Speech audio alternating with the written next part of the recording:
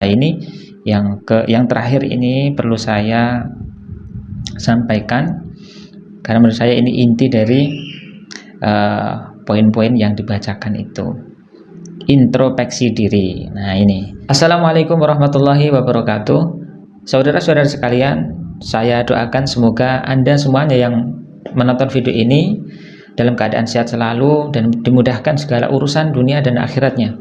Amin ya rabbal alamin. Di video ini akan saya bacakan sebuah berita tentang mundurnya Gus Miftah dari jabatan yang baru saja diemban kurang lebih 1 bulan yang lalu, teman.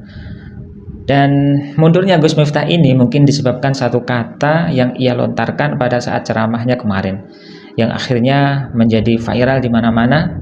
Dan seperti biasanya, jika teman-teman tidak keberatan, silahkan dukung channel ini dengan cara apapun itu. Dan bagi yang sudah, semoga Allah Subhanahu wa Ta'ala balas dengan sesuatu yang lebih baik untuk sahabat semuanya.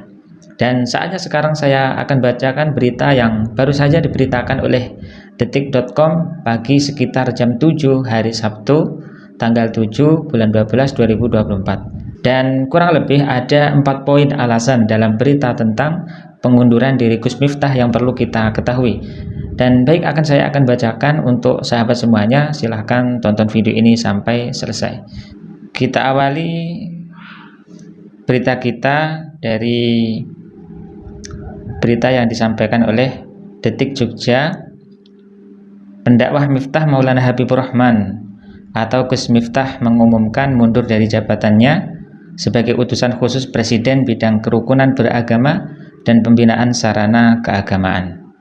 Jadi memang yang diurus oleh Gus Miftah ini atau yang dijabat oleh Gus Miftah ini bukan suatu jabatan yang main-main, karena berhubungan dengan kerukunan beragama. Jadi begini pernyataan Miftah yang juga pengasuh Ponpes Ora Aji Sleman DIY itu. Poin yang pertama, mundur dari utusan khusus Presiden. Miftah mengatakan telah mempertimbangkan keputusannya secara mendalam. Ia juga memastikan bahwa keputusan ini bukan karena tekanan atau permintaan pihak lain.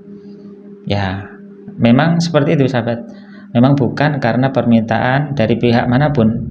Karena sebabnya ya kemungkinan adalah yang baru saja viral itu, sehingga beliau ini merasa tidak mampu untuk mengemban tugas yang telah diberikan kepada dirinya atau kepada Gus Miftah tersebut.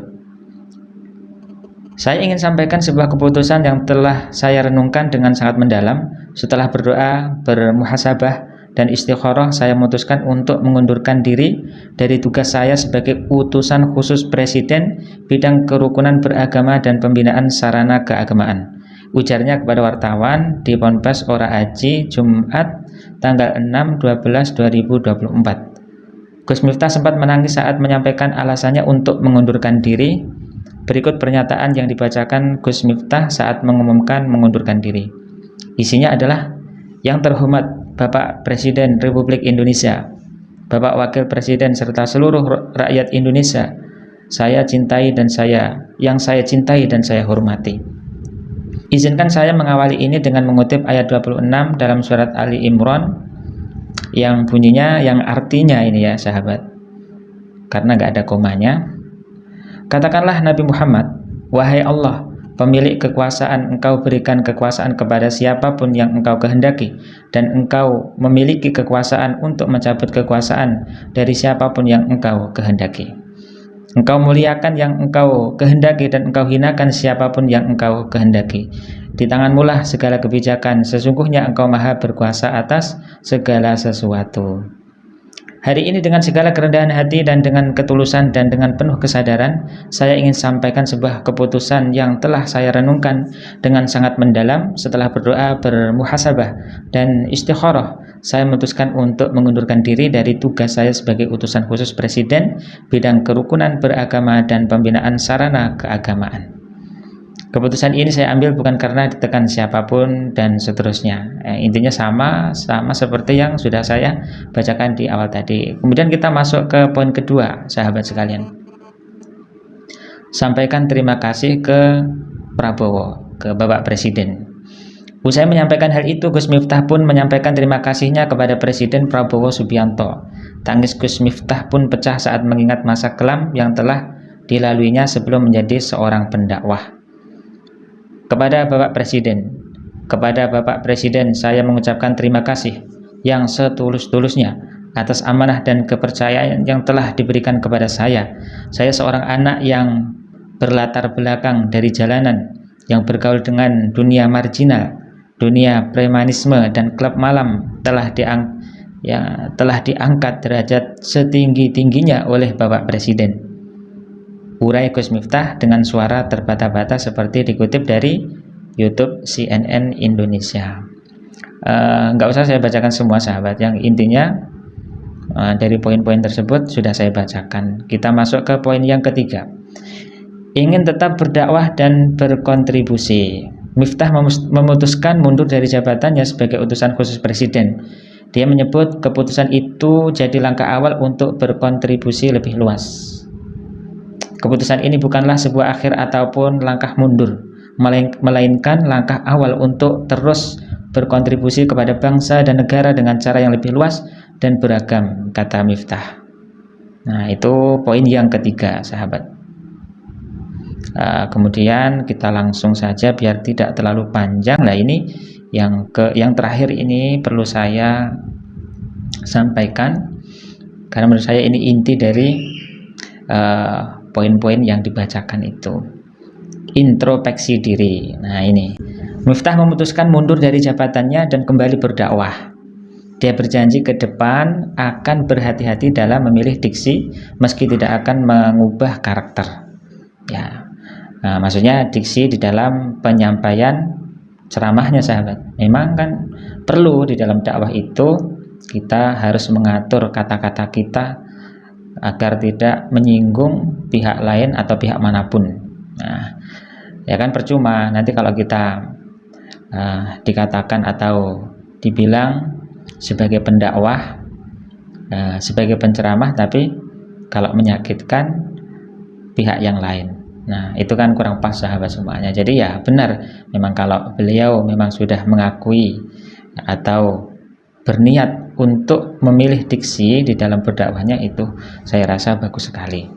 Secara prinsip semua orang punya gaya dakwah masing-masing, punya karakter masing-masing.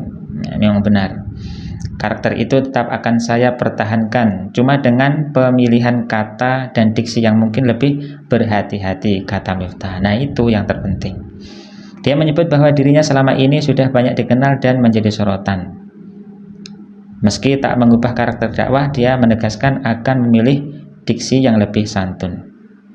Karena mungkin saya kurang sadar bahwa saya hari ini lebih banyak dikenal orang. Ya memang, ya siapa yang gak kenal dengan Gus Miftah? Mungkin seluruh orang Indonesia akan kenal atau sudah tahu dengan Gus Miftah. Ya.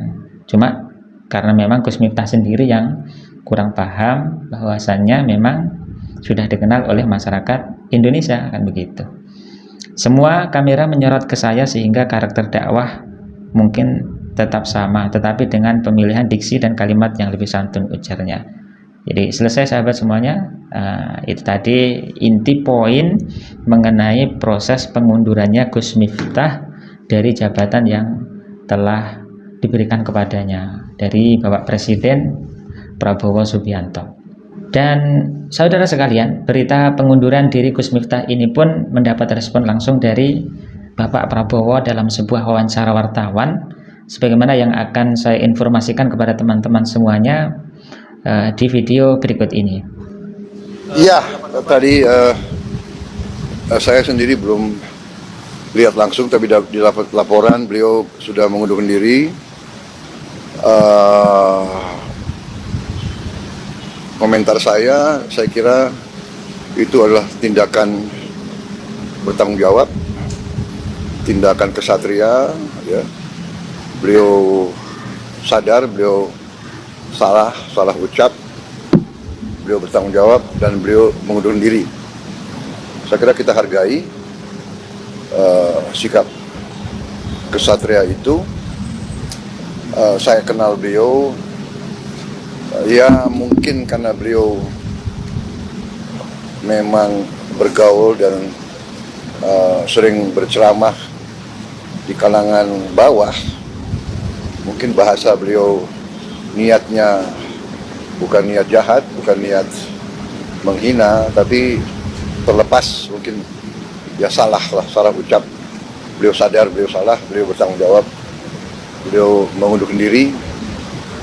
Saya kira itu ya jelas. Saya kira di Indonesia juga jarang orang merasa salah, bertanggung jawab dan mundurkan diri ya. Jadi kita hargai yang itu. Tapi ya beliau sendiri sadar bahwa beliau salah. Saudara sekalian, kesimpulannya adalah jangan pernah main-main dengan lisan kita. Karena Allah Subhanahu wa taala mampu menjadikan satu kata, satu kalimat yang keluar dari lisan kita menjadi sebab kemuliaan diri kita, dan bisa juga dengan satu kata tersebut menghancurkan diri kita. Maka jaga hati, jaga lisan. Perkataan yang tidak baik itu terlahir dari hati yang tidak baik pula.